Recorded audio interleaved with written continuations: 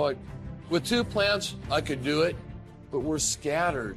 Bob's this way and Red's that way, and I hate to be whining and complaining, but this is reality. I can't do 3. This is the gold rush bombshell nobody saw coming. Chris Doumitt, the steady, unshakable backbone of Parker Schnabel's crew, has finally reached his breaking point. Season 15 pushed the 59-year-old veteran beyond his limits, forcing a decision that stunned fans and left the operation teetering on the edge. What could make a legend like him finally say, enough is enough? This is the first time that we've tried to run 3 plants at once. And really the success of the season depends on us being able to do it and keep 3 running. The Klondike is known for breaking even the toughest miners. But Chris Dumit, few ever imagined it could get to him. And yet at 59, Parker's most trusted gold room expert walked away, leaving a void so large the silence is deafening. The pressure started with a goal so extreme it almost seemed impossible. From day one, Parker had his eyes on a single monumental number, 10,000 ounces of gold. To most, it sounded like fantasy. To chase it, Parker committed to running 3 wash plants at once: Big Red, Rock Sluice, and Bob's plant. On paper, it made sense. More plants, more dirt, more gold. But in reality, coordinating 3 full-scale operations simultaneously was a logistical nightmare. The strain fell heaviest on one man, Chris Doumitt. Chris has always been the quiet powerhouse behind the scenes. He's the guy who makes sure every speck of gold is captured, every sluice box is spotless, and every cleanup is flawless. But this season, his work became nearly impossible. Managing the concentrates and cleaning the sluices across 3 non-stop plants is grueling, an exhausting, back-breaking grind that would challenge men half his age.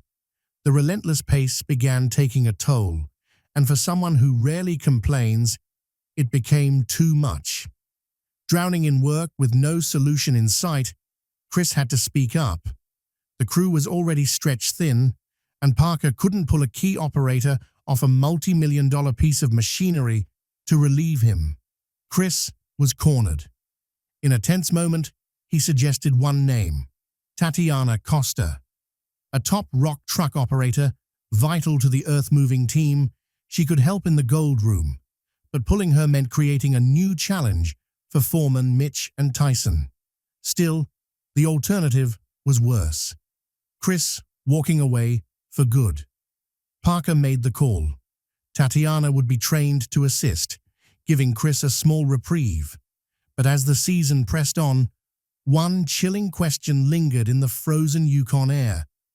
Was this move already too late? To understand why Chris's departure matters so much, you have to know who he is. He didn't grow up in mining. A carpenter by trade, Chris first encountered the industry while building cabins for Todd Hoffman's crew.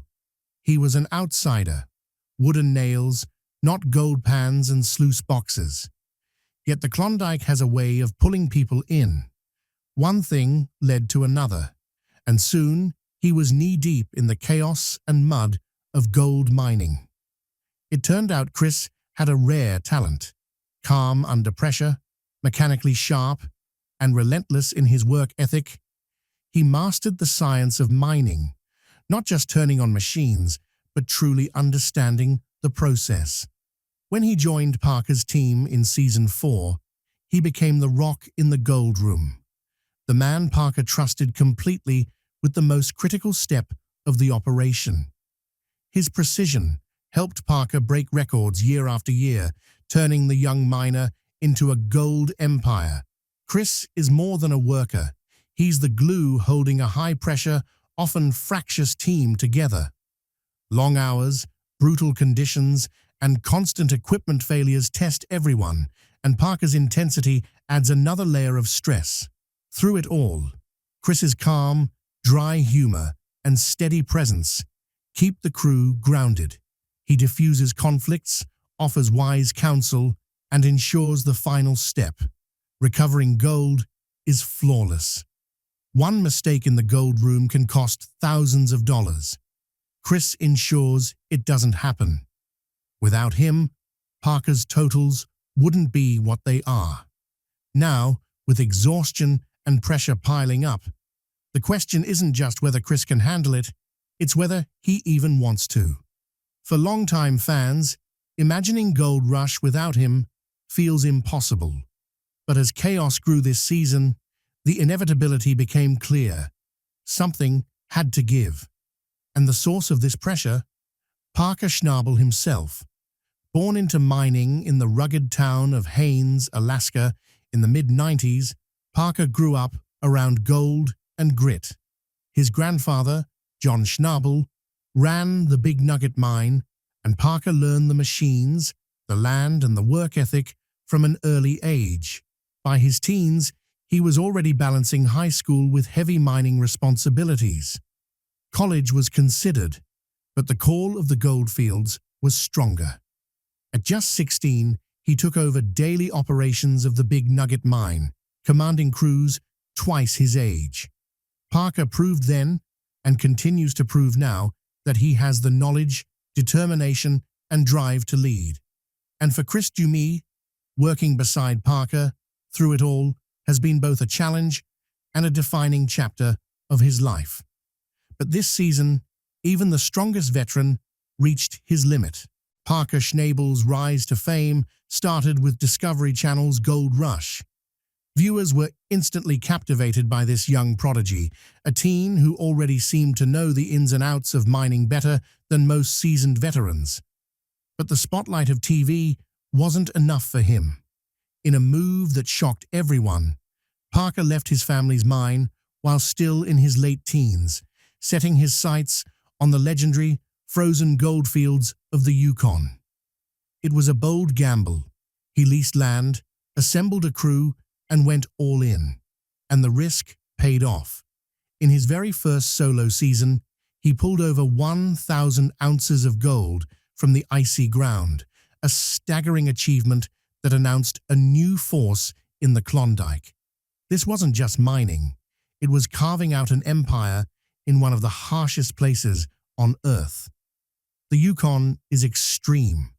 The mining season is painfully short, a frantic race against the arrival of winter.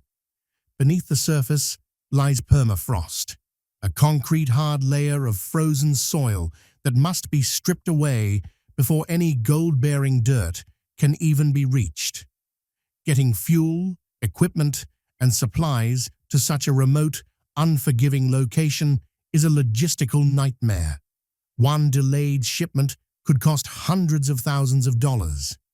Yet Parker thrived in this environment where mistakes are punished immediately. His success wasn't limited to the main show. He expanded into Gold Rush, Parker's Trail, following in the footsteps of historic miners across treacherous landscapes, from the deadly Chilkoot Trail to the dense jungles of Papua New Guinea. But this relentless focus had a personal cost. His relationship with Australian veterinary nurse Ashley Yule, who appeared on the show, eventually fell apart under the weight of his all-consuming dedication. As Parker admitted, mining always came first. Now approaching 30, that single-minded drive is stronger than ever. But pushing his operation harder and faster has revealed a hard truth. Even the most loyal, experienced crew members have limits. The story of Parker's dominance is best told in numbers. Gold mining is a game of profits and losses, and the record books clearly show Parker's rise. In Season 3, Todd Hoffman's crew celebrated a solid haul of over 800 ounces, worth more than $1 million. Meanwhile, a teenage Parker quietly mined nearly 200 ounces, a glimpse of things to come. Season 4 changed the game. Parker leased land at Scribner Creek, and with his newly acquired right-hand man Chris Doumitt, pulled an incredible 800 ounces. Not satisfied, he and Rick Ness pushed the total past 1,000 ounces, smashing Hoffman's records and firmly establishing Parker as the new king of the Klondike. From there, the numbers skyrocketed.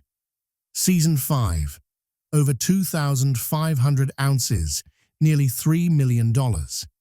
Season 6, 3,300 ounces, close to $3.5 million, while competitors like Tony Beats pulled respectable numbers but couldn't keep up. Season 7 delivered more than 4,300 ounces, valued at over $5 million.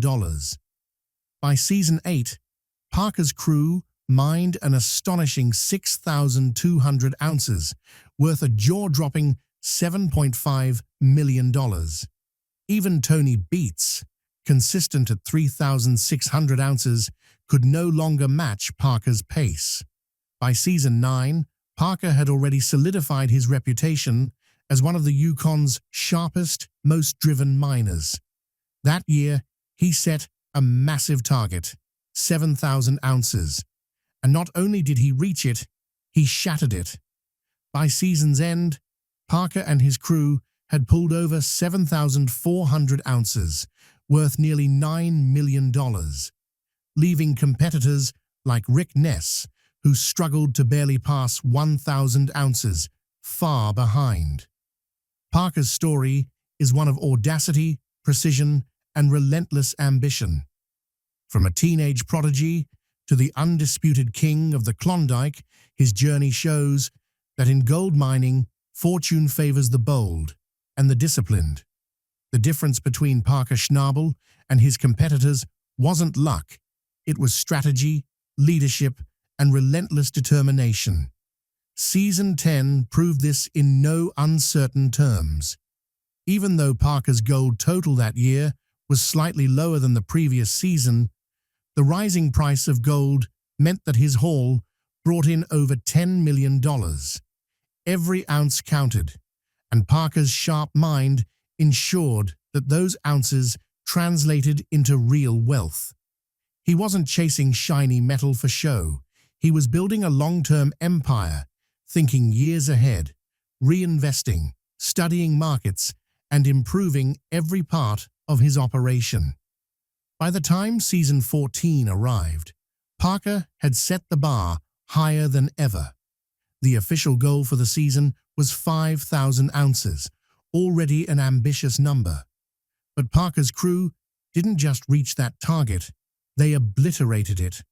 By season's end, they had pulled in over 7,300 ounces, worth nearly $15 million. Every step of the operation, from stripping permafrost to running the wash plants, had to be flawless to reach those numbers. It was at that moment clear to everyone watching that Parker's dominance wasn't a fluke.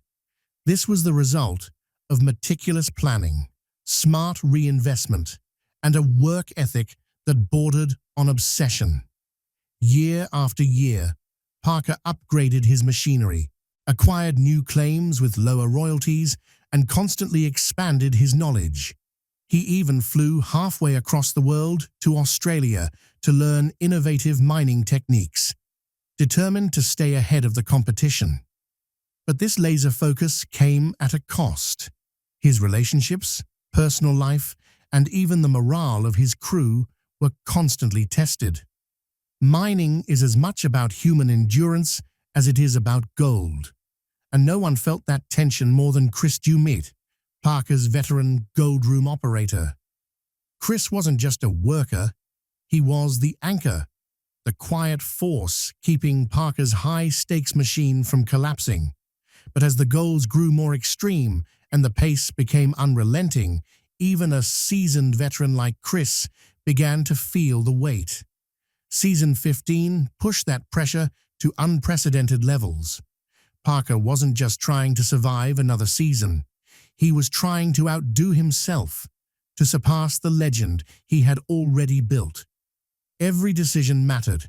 Every ounce was critical. And the tension was compounded by Chris Doumit's shocking decision to step away. The departure left a gaping hole in the gold room, forcing Parker to rethink strategy on the fly. The stakes weren't just about numbers. They were about survival in the harshest environment on the planet. The Klondike is a land of extremes, where winter comes fast, ground is locked in concrete-hard permafrost, and a single mistake can cost hundreds of thousands of dollars or even end a season entirely. Fuel shipments delayed by a day, a broken sluice box, or a mismanaged cleanup could unravel months of work. Parker's drive, however, thrives on this challenge. It's in the risk, the pressure, and the relentless push against the limits that he has forged his empire. But here's the thing. Even the strongest machines rely on human operators. Chris Doumit's exit wasn't just a staffing issue.